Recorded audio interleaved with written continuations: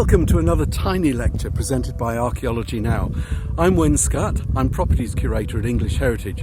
We're the organisation that preserves, conserves and opens to the public hundreds of sites right across England. They're our national monuments. And this is one of them, the Stone Row at Merivale on Dartmoor. Now, Dartmoor is a vast expanse of open moorland, a great place to go for walks where you can just roam unfettered. And it's about 20 miles across, 20 miles north to south as well. It's kind of diamond shaped, right down in the southwest peninsula of England. Now, there are hundreds, thousands of archaeological features spread across the moor, and you can just stumble on them. With a good map, you can find them on a day out. And one of my favourites, and one I curate, is this one. It's a double stone row. In fact, there's another one just across the way over there, and another single row, and a stone circle, all clustered here. They date to about 2,500 BC, probably late Neolithic. Our Neolithic, our New Stone Age, starts around about 4,000 BC, but these belong to the late Neolithic, and possibly into the early Bronze Age.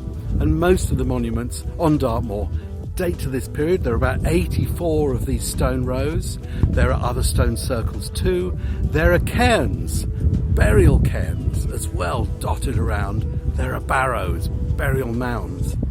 And I'll be showing you a little bit later, there are settlements from the Bronze Age, from 1000 BC and earlier,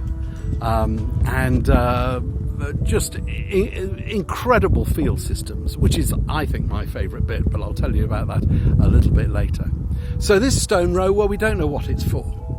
And as I say, there are 84 of them. And they seem to be ceremonial in that they often have cairns built within them, but they may be a later feature. What are they? Are they cenotaphs to somebody? Are they processional ways? Are there ways that they can use to observe the skyscape or something like that? We don't know. The dating them, as I say, is probably around about 2,500 BC, but we don't have that accurate dates for them.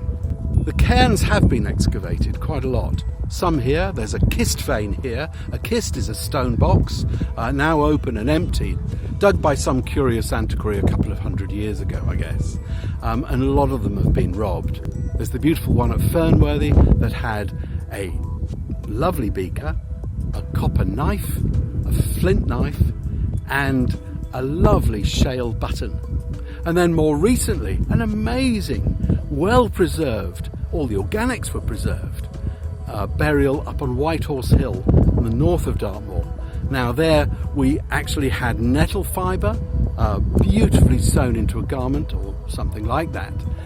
There was a bark container, and there was even a bear pelt, and there were beads and all sorts of things. Wonderful thing of a young man or woman aged between about 15 and 25. We were sent to think of these people living up on Dartmoor as being old bearded characters, but actually a lot of them were very young. They had a short life expectancy probably, so we mustn't get that sort of prehistoric man idea into our heads. We've got to think of families with children, and that Whitehorse burial is a perfect example of a young person buried with incredible care. And then later than those burial kists are the field systems. Somewhere in the 2nd millennium BC, Dartmoor started to be laid out with vast arrays of field systems. We call them coaxial systems because the fields are very carefully laid out. Long things that go for miles, uphill, down dale, across the valleys. Large areas are actually laid out as these field systems. And it's actually the best preserved prehistoric landscape in the whole of northwestern Europe. So it's just a wonderful place to explore, and you can walk through these field systems and find roundhouses and all that sort of thing, all the things they were living in, and you can start to reconstruct their life. The field systems, it's been argued that they show a different kind of social development in the 2nd millennium BC. They are key to understanding social change.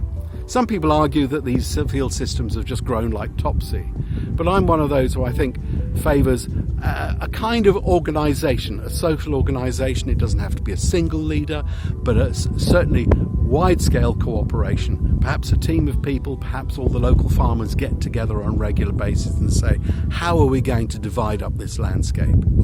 So Dartmoor, the best preserved prehistoric landscape in northwestern Europe. It's worth visiting, and it's just a fantastic place to enjoy the skyscape and this wildscape.